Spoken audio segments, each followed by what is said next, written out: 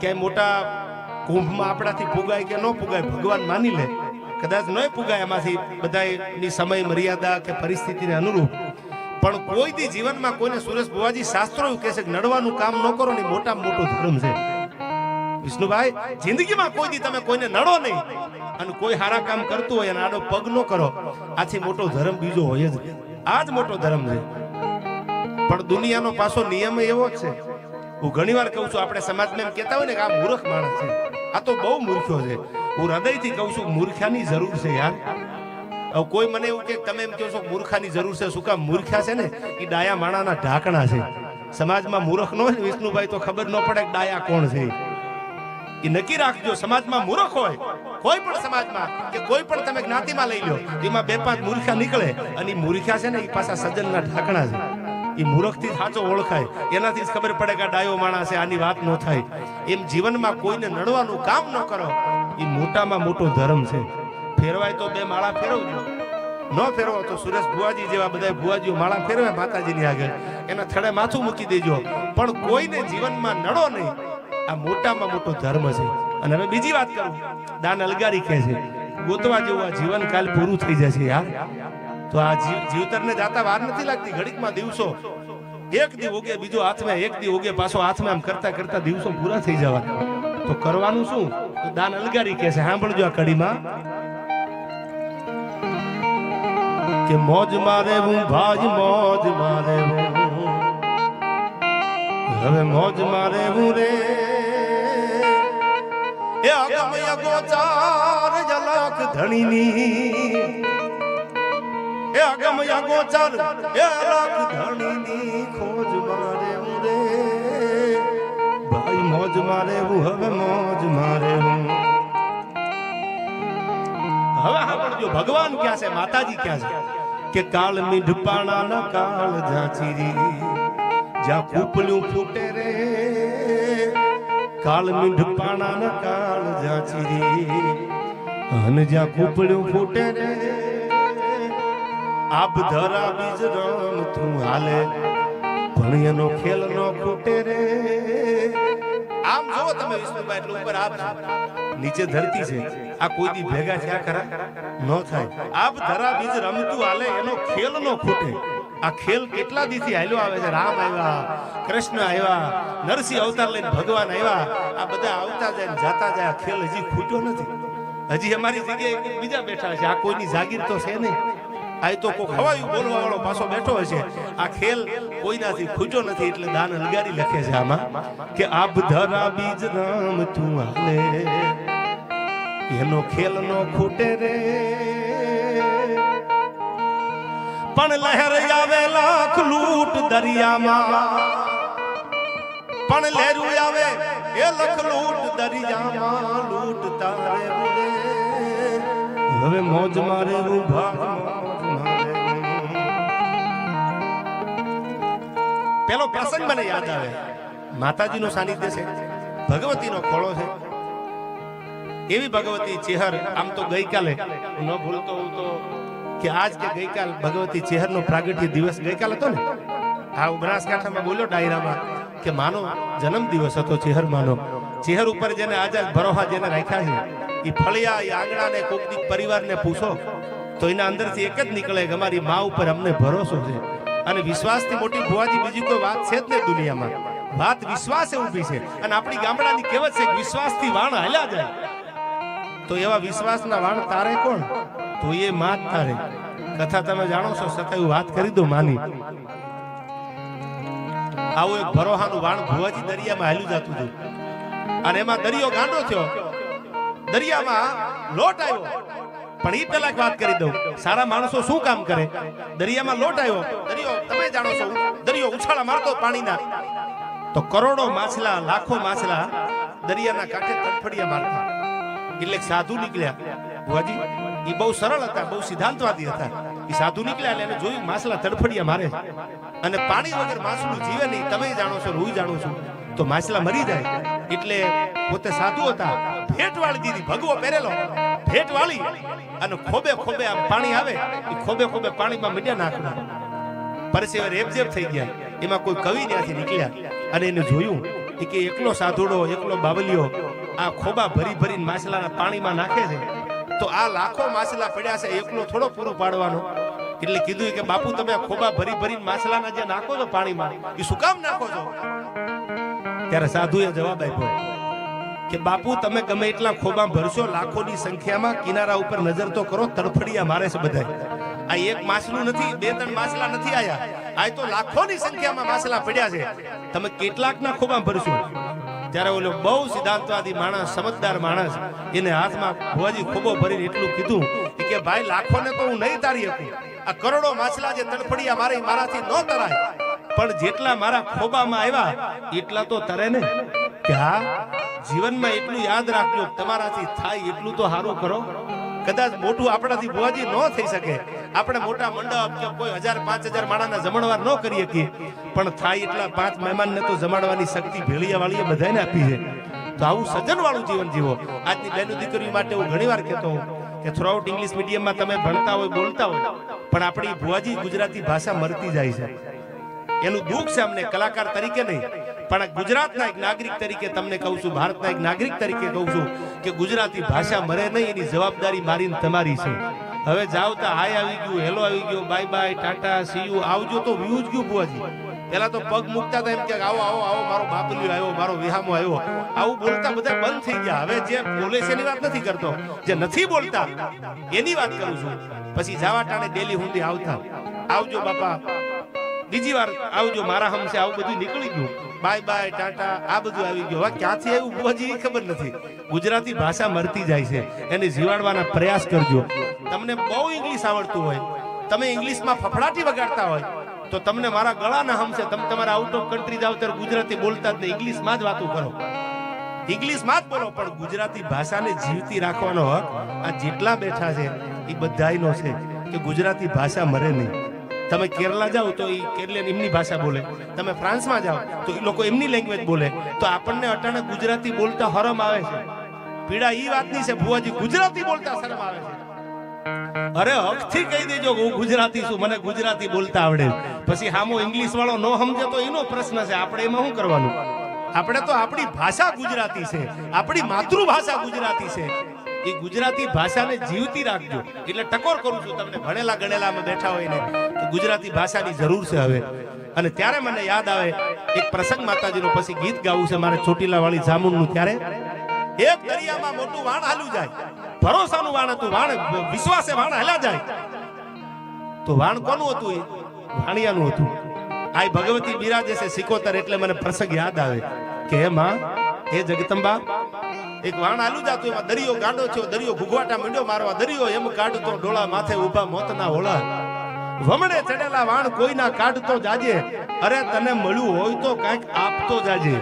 અને હવે સાંભળજો, હુકાણા હાડ પાડોશીના બાળને મોઢે.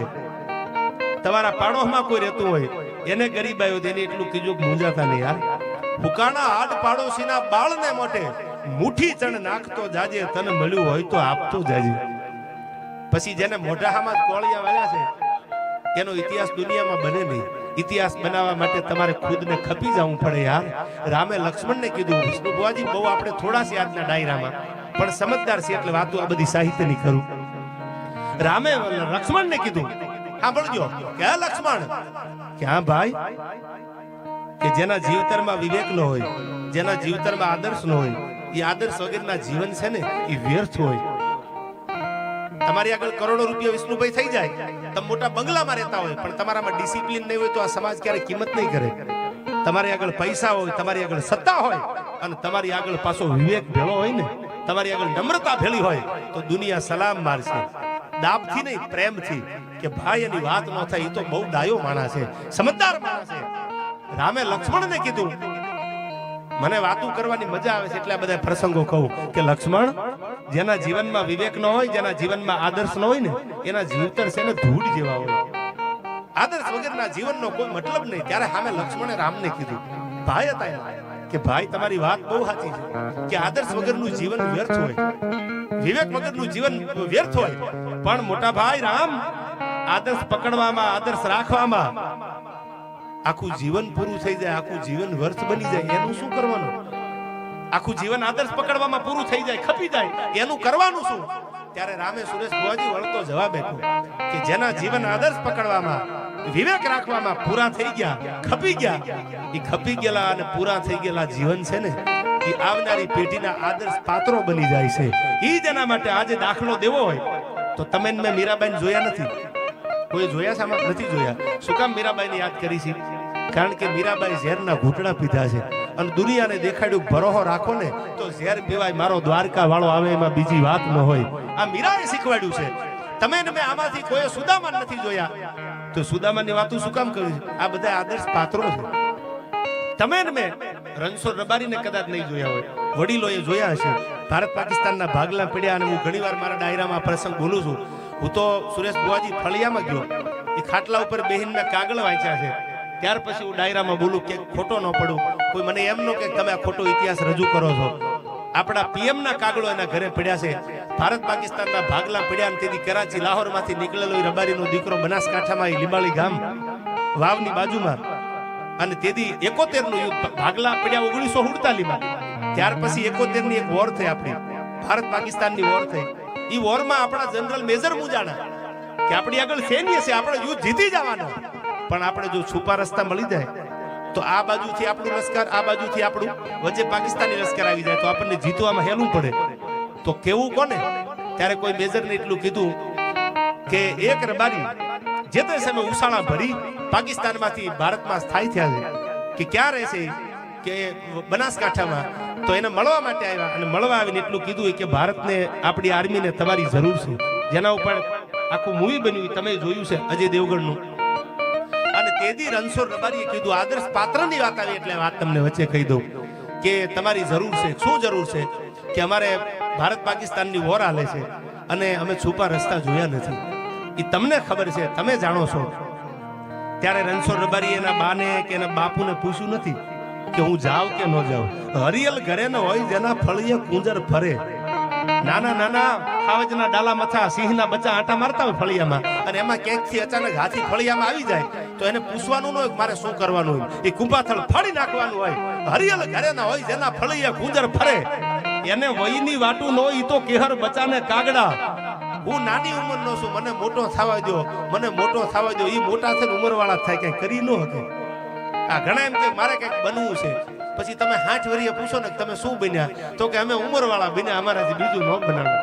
એમ નહીં, જેને વયની વાટું ન હોય તો કેહર બચાને કાગડા. અને તેથી રણછોડ રબારીએ હા પાડી દીધી કે હું રસ્તા દેખાડવા આવું છું, અને કદાચ જો ખપી જાઓ તો મારી ડેડ બોડી મારા ઘર સુધી પુગાડી દેજો. હું રબારીનો દીકરો છું, પાછી પાની નહીં કરું. રસ્તા મેં જોયા છે અને મારા ભારતને જરૂર હોય અને જો ભેળો ન હાલું તો આથી બીજો મારા માટે કોઈ અવસર હોય નહીં હારો. સાહેબ આગળ રબારી હાલો જાય. ભાઈ આપણી બધી ટેન્ટો જે હતી, આપણી તોપો હતી, આપણી આર્મી હતી, એ એક રબારીના ભરોહા ઉપર સુરેશ બુઆજી હાલી જતી હતી 71 ના યુદ્ધની. ક્યારેક વાંચી લેજો આ પ્રસંગ તમે.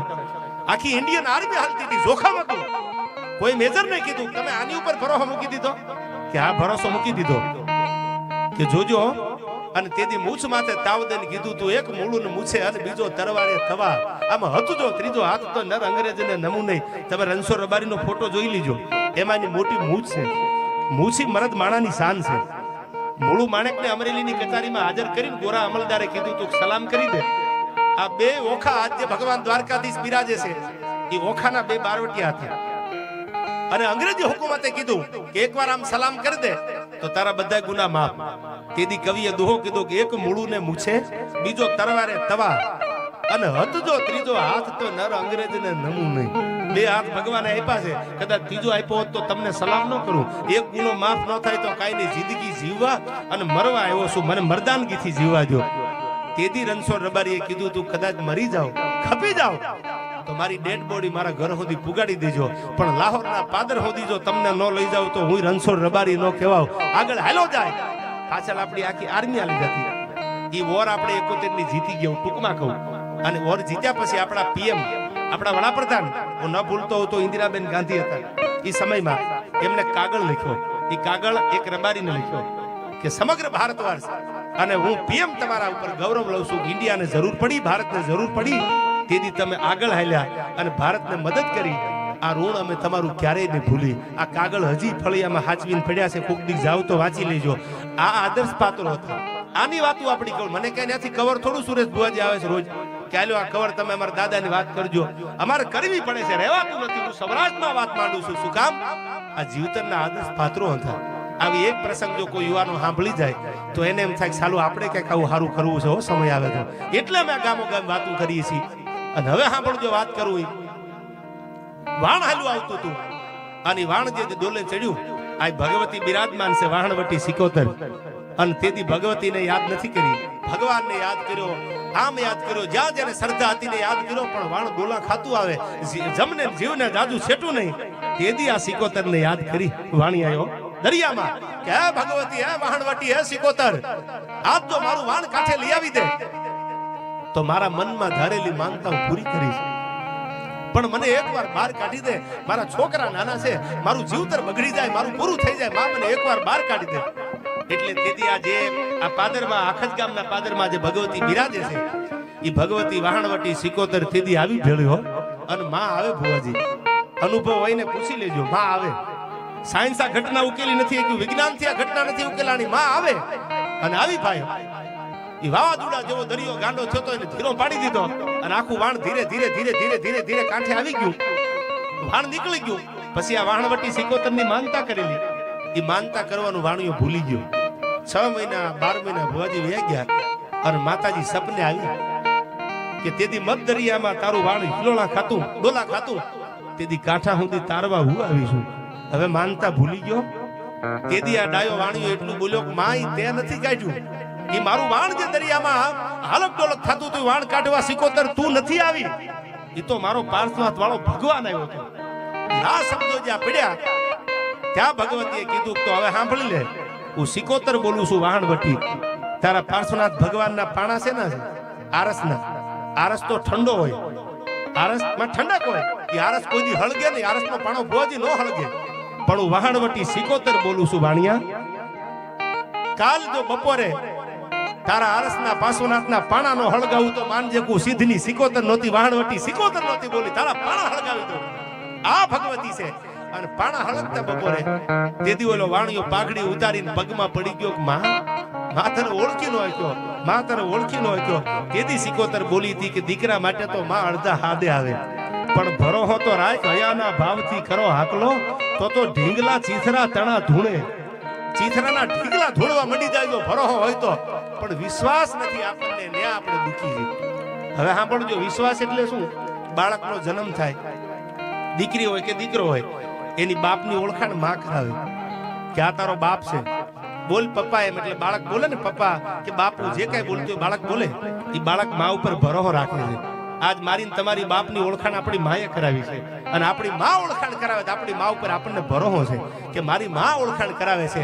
એમ હું તમને થોડી વાત કરું, જ્યાં જ્યાં જૂના થડા છે, જ્યાં જ્યાં ભગવતી બિરાજમાન છે, એ થડા ઉપર ભરોસો રાખજો. અને શ્રદ્ધા નો રાખતા, શ્રદ્ધા જરૂર રાખજો, વિશ્વાસ રાખજો. અને ટાણું આવે તેથી આખતના પાદરમાં બેઠી ભેળિયા વાળીને 2 આંહુડા પાડી અને એટલું કહેજો, જોજે હો તું બેઠી છો આયા.